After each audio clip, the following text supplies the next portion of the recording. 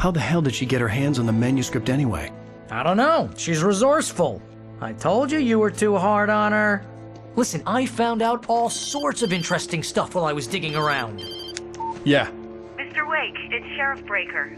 We have an FBI agent here, Agent Nightingale. FBI? He's anxious to see you. You'd better come to the station. Okay, I'll be right over, Sheriff. Let's make this quick, huh?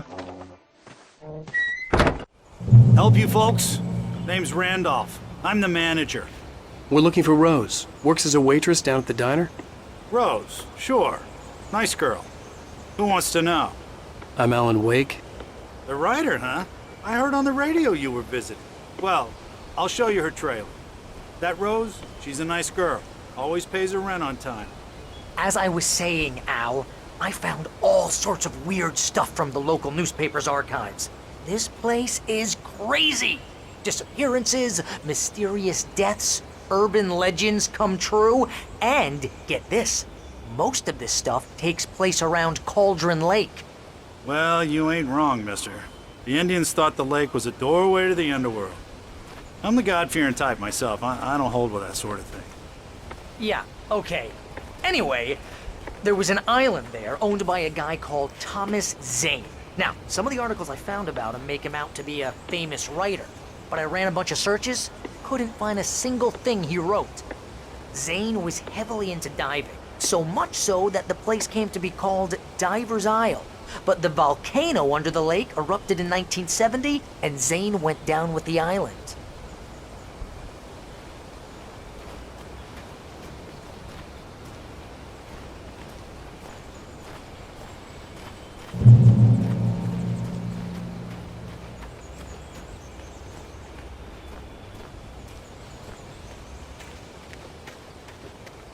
Yeah, how about that? It was there in the morning, as if it had fallen from the sky. But it would take a tornado to lift something like that. We're damn lucky it didn't crush any of the trailers.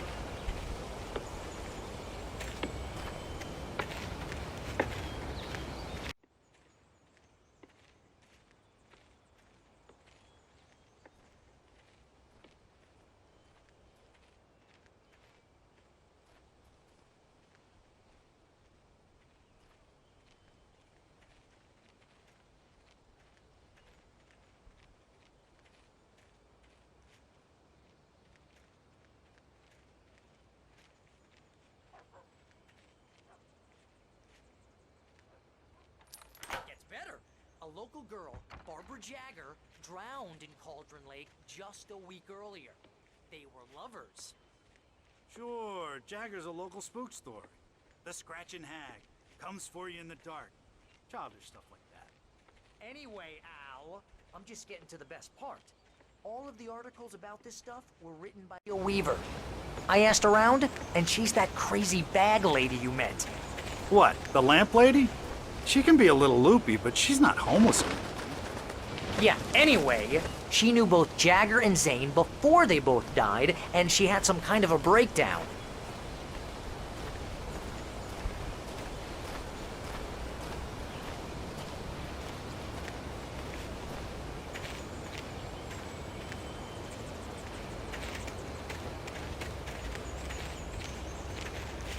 Well, mister, this here's Rose's trailer. You mind me asking what you want with her? We're just here to talk to her, pal.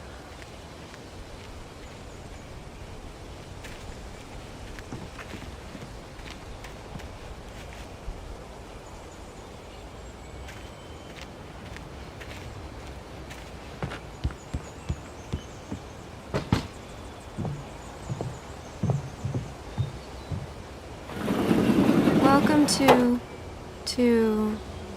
Oh dear, Mr. Wake. I'm so glad you're here. Rose, you have my manuscript? Oh. Oh yes. Yes. Please, come in. Hey, this is really good. Rose, Yes, my manuscript. I really need it. I understand. I know what you need. A muse to inspire you. Oh, for Barry? She doesn't have anything. Yeah, hey, Al? Al, what's... Oh... Barry! What? What?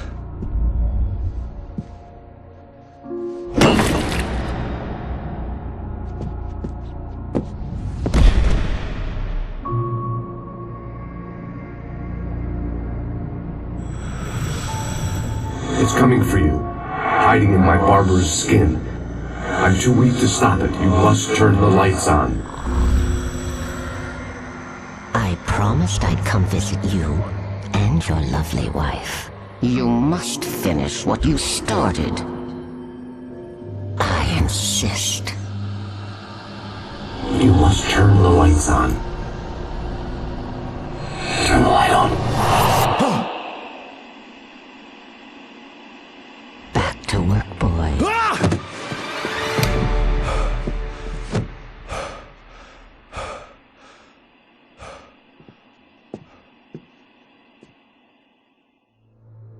I felt nauseous, hungover. Only anger kept me going. I can't tell reality from dream anymore, but it seems I have an imaginary editor to help me. She's an old woman in a funeral dress. I call her Barbara Jagger. She's very strict. I'm writing faster and faster. My manuscript is being heavily revised. The edits are getting very aggressive, and each day there's less of me and more of her. I hate it, but I know she's right. She promises me I can save Alice this way. She knows more of this than I do.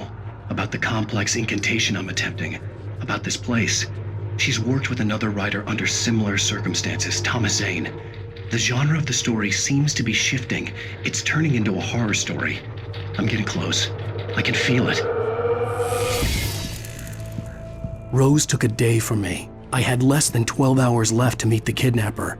All I could do was get Barry into the car, work something out once I got on the road. Barry was out of it. He was way too heavy to carry. You're right. I deserve one. My gun and flashlight were gone. I'd have to find a way to get Barry into the car as quickly as possible. There was no time to waste.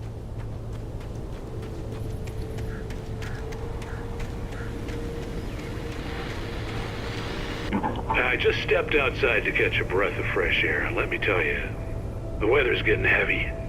Nights like this make me especially glad I'm here talking to you and not home in bed. Once the weather takes a turn like this, I can't sleep at all. It's all tangled bed sheets and dark thoughts, punctuated by the occasional plunge into nightmare. Is it just me? Well, perhaps it is. But I hope I can make the night a little bit easier to get through. Caller, you're on KBF FM. Hey, Pat, it's Walt Snyder. What's on your mind, Walt? Well, I ain't the way you are, but, I can't sleep either, you know? I just been staring out the window here, trying to make sense of it all, but, I ain't been drinking either, you know? Well, you sound like a man with a problem, Walt. I had a, argument with Danny. You know Danny, and, then I got in trouble with the law, you know, and, I'm just, well... I heard something like that, Walt. Yeah, well, you know, Danny's my best friend, and, they let me on bail today. And now I'm just alone here at the window, you know, waiting. Man, and there's something in the air tonight, man.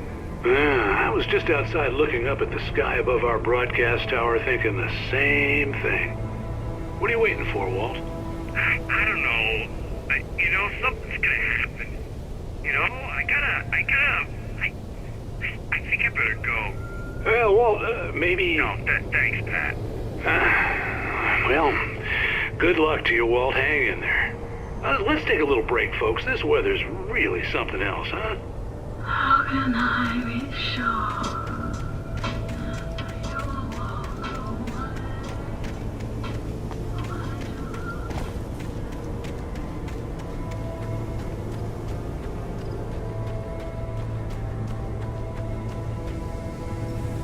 Oh, you're gonna get it now.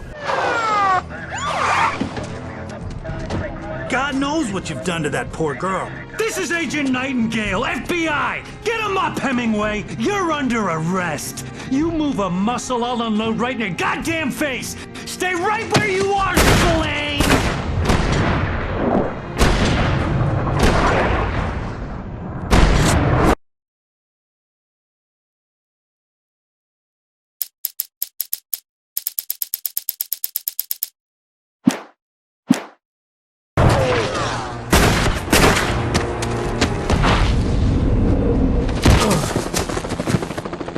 What are? I'm standing right here, you goddamn maniac!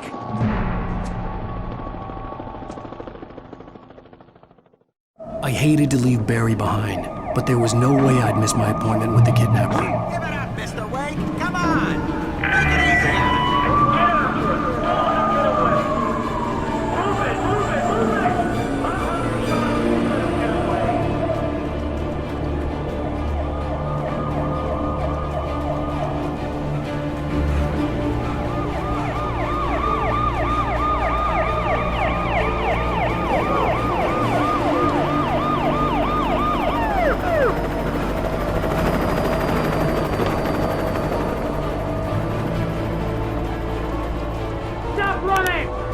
Suspect in sight!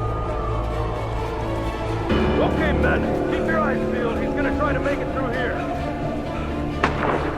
Oh, damn. Fan out! Everyone, put on there! Don't move! I'm near you! God damn it, where'd he go? Run away! Keep an eye out!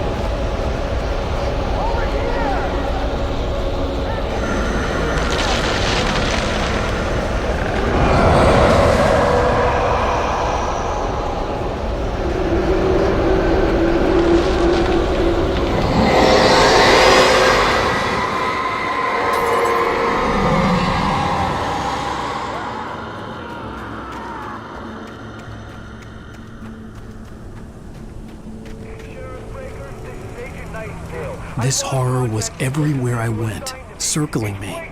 The cops didn't stand a chance. They were after a writer, not a monster. Are you kidding? I mean, this guy, he wears a clean jacket. Over. He's the guy we're chasing. If it's not him, who then? Bigfoot? Over.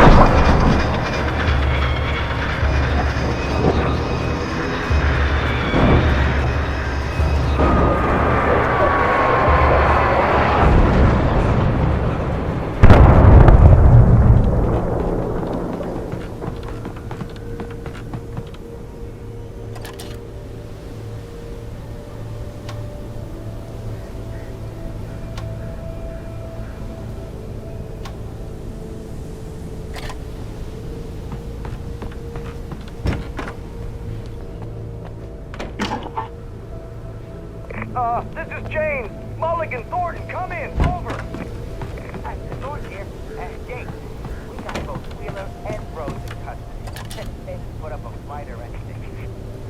I could see the lights at the radio station in the distance. Sit down and give me that. James, Mulligan here. Over. Go ahead, Mulligan. Over.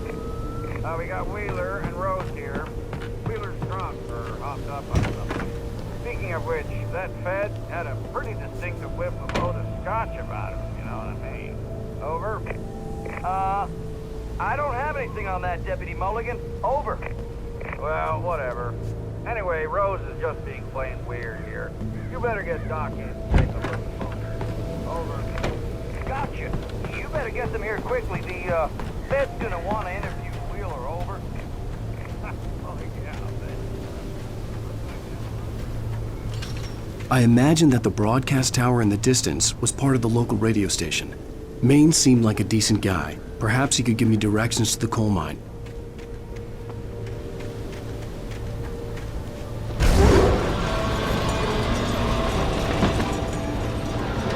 Unnatural shadows clung to the gate. The darkness that was after me was trying to stop me. I wouldn't get through without a light. There was no power to the searchlight.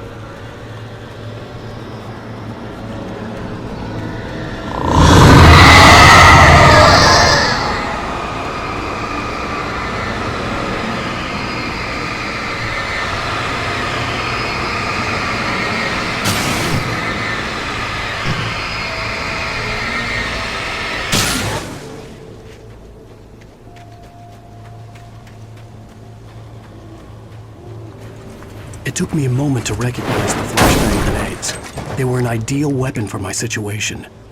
Team 1, come in. Over. Team 1, this is Sheriff Breaker. Report. Over. Team 2, come in. I need a report. Over. Come on, guys. Talk to me. Come in, please. Over.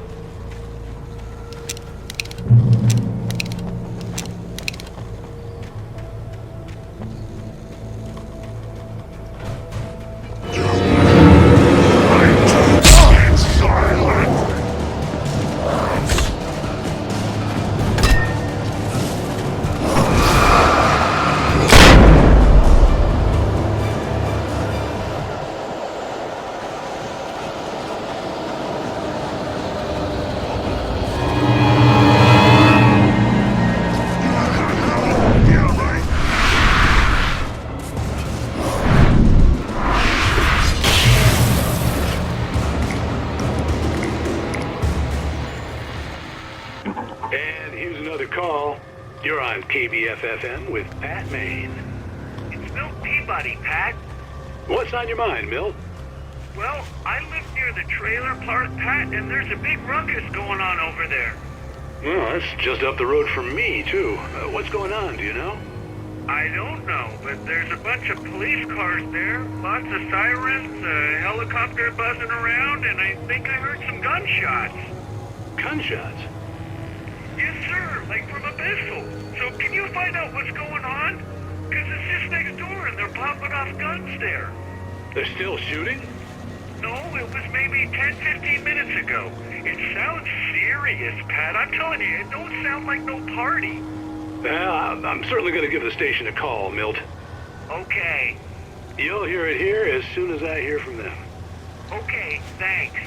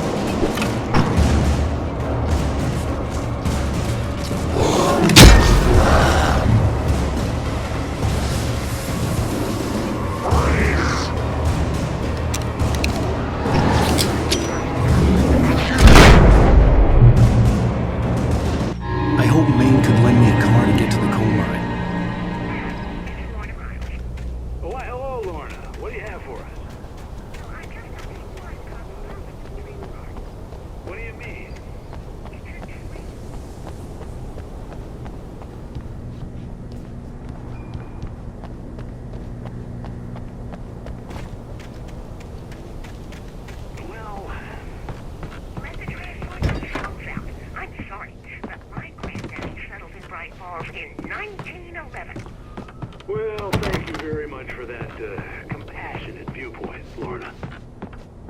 Oh, here's a little surprise. The famous writer Alan Wake just walked in. Folks, I'm going to see if I can talk him into an interview.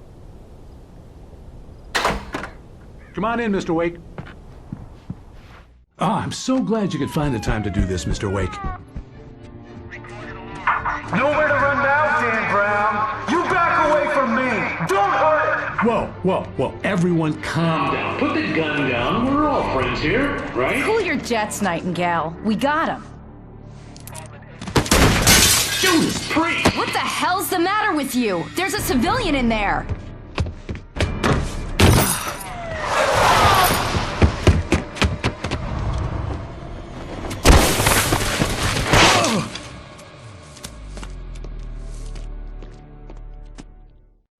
I'll get you yet, even if it kills me, you hear me? You hear me, H.P. Lovecraft? I had fallen off so many cliffs it was ridiculous. That's what you get for naming a book The Sudden Stop. It was probably good I hadn't had the chance to tell Maine where I was going. I'd have to lose the cops and find my own way to the mine.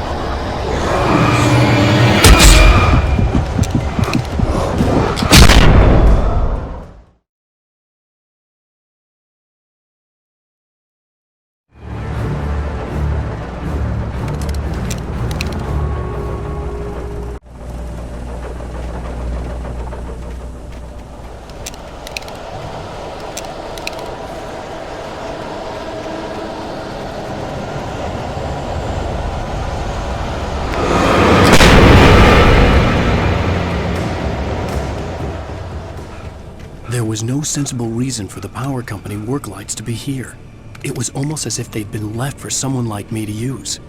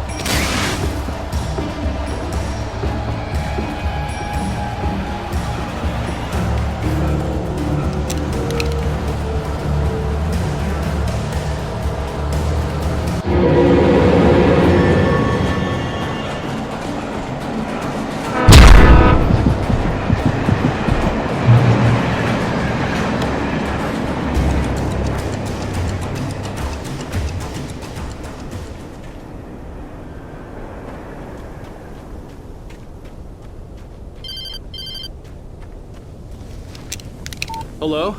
The most stubborn man I've ever met. Alice? Alice? Alan. Alan. I'm so afraid. It keeps me in the dark. Please help me. I look at you, Alan, and it's not you. Something else. Looking out from behind your eyes. Alice, I'm here. I'm so alone here. It's all gonna go to hell. You need to be careful. Cooperate. The connection had been terrible, but that wasn't the only thing that hadn't been right with the call. She sounded wrong somehow, but she had called me. I could see a railway bridge up ahead, and a warehouse of some sort on the opposite shore. I hoped I could find a car from there.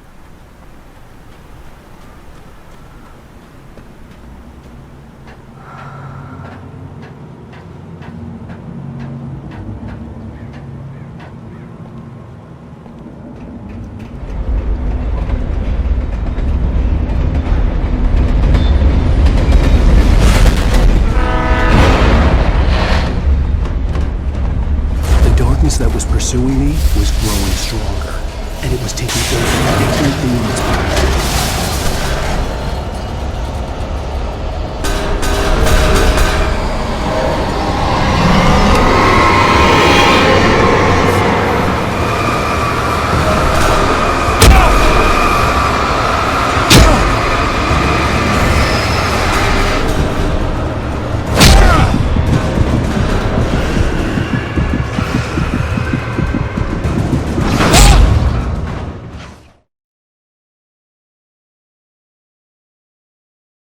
A warehouse of some sort on the opposite shore. I hoped I could find a car from there.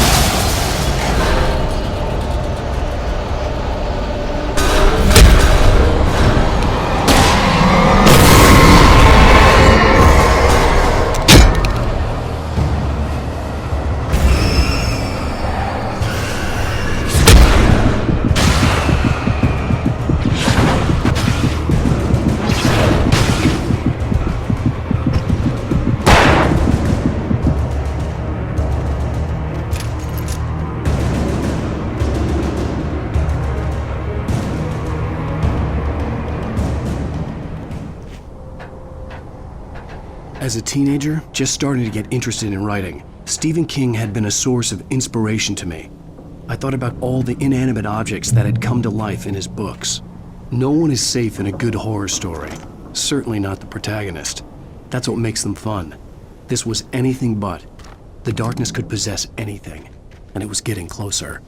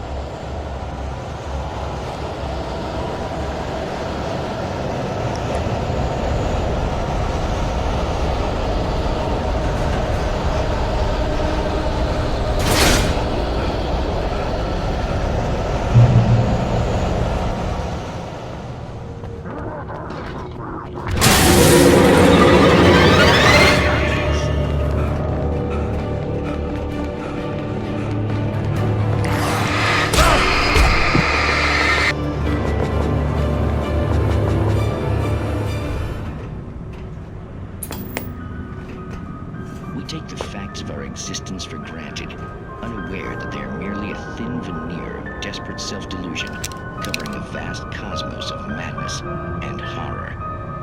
All too often, the stars are right. In Night Springs. Tonight's episode, A Family Occasion. Journalist Alvin Derlis' trip to study the local customs of an insular community in Night Springs has been less than successful. Until tonight. Well, I'm glad you changed your minds about this. Ancient customs, local mythology. My editor loves this kind of stuff. Well, Mr. Derlis, we don't want to feel like we're on exhibition. But you have demonstrated the seriousness of your intent. Oh, I am serious. Really, just do your thing. I'll stay out of your way and observe. Actually, I thought you could assist us. I'm afraid we are a man short. It would provide you with an intimate perspective. Could I really? Of course, Mr. Derlis. Well, I guess that's the least What would I have to do? Oh, here. Let me show you with a kiss.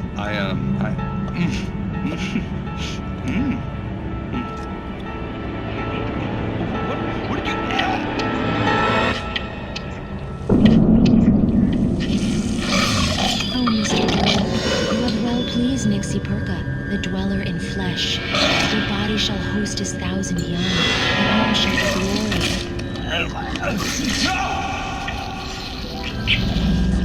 Shh, darling, be calm. Shh. Alvin Derlis learned a harsh lesson. If you go looking for mythology, it may come looking for you. And such quests always bear fruit. Night Springs.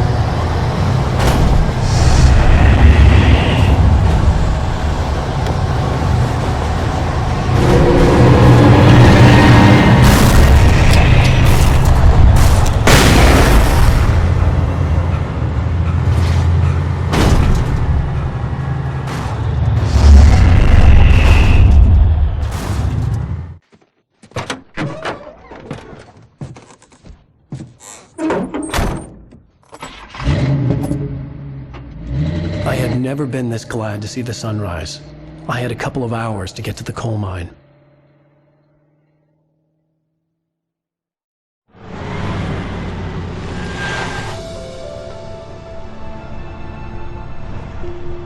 The coal mine wasn't far now.